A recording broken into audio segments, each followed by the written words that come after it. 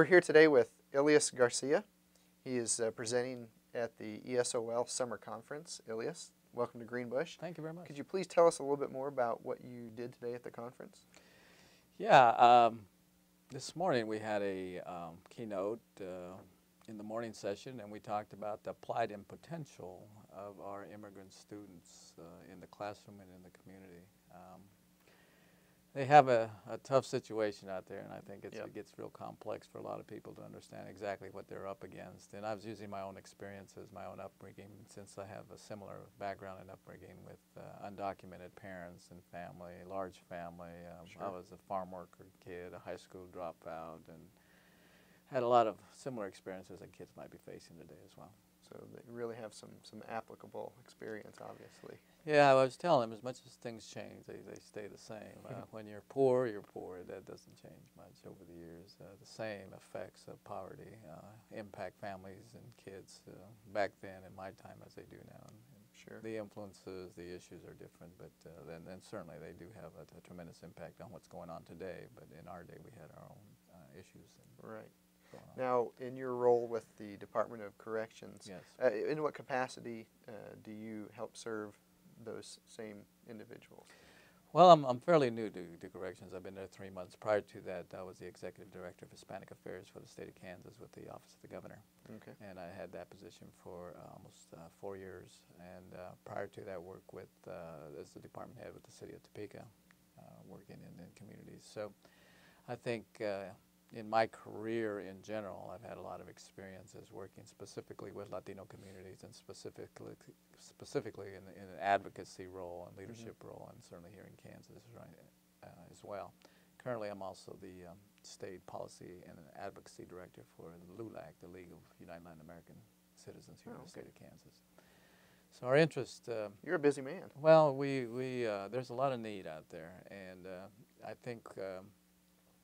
It comes back down to per individual. If you don't do it, who else is going to do it? And right now, I don't see a whole lot of people because of various reasons. But certainly, I know what I can do, and I'm certainly willing to do it. That's great. If someone, Greenbush is all about providing educational resources and serving as a clearinghouse. That's what we do for the school districts we serve. In terms of resources, what would be some good resources that anyone that would want additional information or want some assistance would be a good place for them to go? In respect to what I do and, Yes. and where I'm at, again, I'm with the Department of Corrections, and I'm in Topeka, Kansas, and I'll leave my website and information with you. My networking system that I've had over the last 15, 20 years I've been here in Kansas is statewide. We, in previous ventures and operations that have been under my leadership and guides, we have developed coalitions around the state, networks around the state, sports activities, promotions, I mean, you name it. We have done many things across the state, and the value of all that is meeting people. We meet great people around the state doing great things. This is my first time to Greenbush. I am in awe. This is an awesome place. And what strikes me in my short visit here this morning is not so much the facility, although the facility is just awesome. It's not so much the programs, which are tremendous. It's the people. Greenbush has some great people, and you can see that. You can see the passion. You can see the commitment. You can see the experience. Everybody I met here has been here a long time. And what does all that mean to the community? It means that people are actually having an impact and changing the lives of people, and I think Greenbush is awesome. Well, thank you. That's good to hear. We're here to serve, and we hope we do that and continue to do that for many years to come. You guys need to do a better job of letting everybody else know about Greenbush. Well, and that's one reason why we're here today too.